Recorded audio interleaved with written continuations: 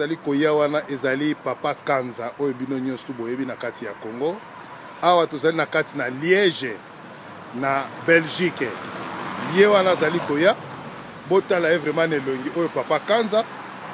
Papa Kanza nde na sima tokomeka kotuna ye mituna botala Papa Kanza oyo aserviraki Congo na biso oyo ezalaki à l'époque Zaire botala état oyo yazali na yango.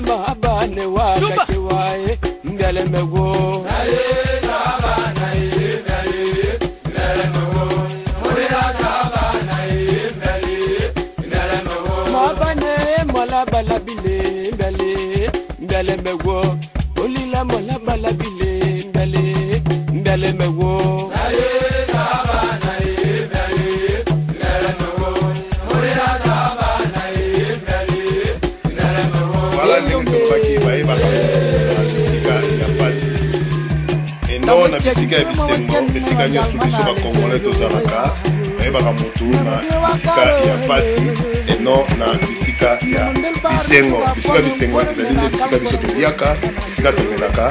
Voilà Papa na biso Kanza lelo na maison de repos esika fandi mwasi te bana te ndeko te esika oyo bino bozo fete na ba famille na bino mais ye azali ye moko tout seul.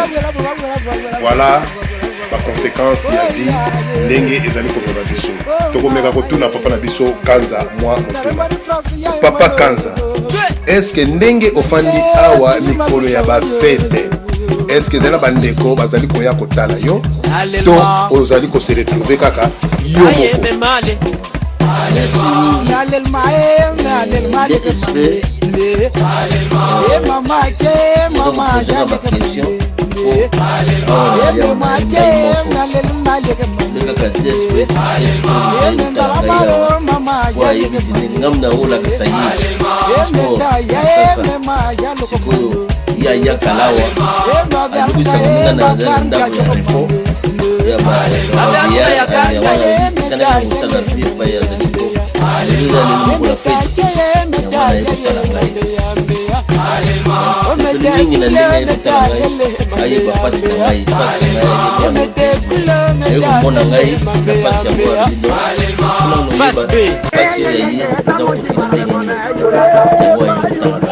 message na yo nini okopesa na bakatiere bana na yo nyonso tu o bazana mokati message na ngai na ngabo ke moto zana pass zana hospital faya moto mo fo bakana kutala kai po azana na sulfuma ya manadi wana iza ndia kubuma tangu batoja kutala ye siku ya zazo courage tena ma tambula pona ko yebetede bana na ngai azali pena kai bidu bana ngana zo chance bana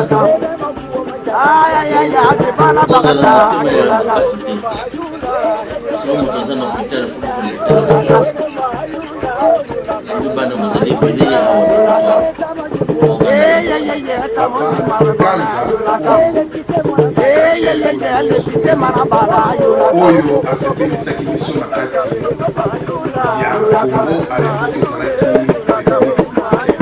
Zaïre, mais sikoyo alors toyambi Papa Kanza na kati na studio na biso virtuel ya 3W radio télévision lisolo nde kosolola na ye na moboko mpe toyeba nini oyo ezali kolekela ye. À l'époque, on a eu surtout boton d'ici basta du 20 mai 24. On gagnait à terre et l'autre côté, on s'en battait le ponte dans mon catch. Ah. Nazaïka beka na voiture na ngai. Nazako tambola nango. Mais à l'époque, on avait des mécaniciens. Na mécanicien.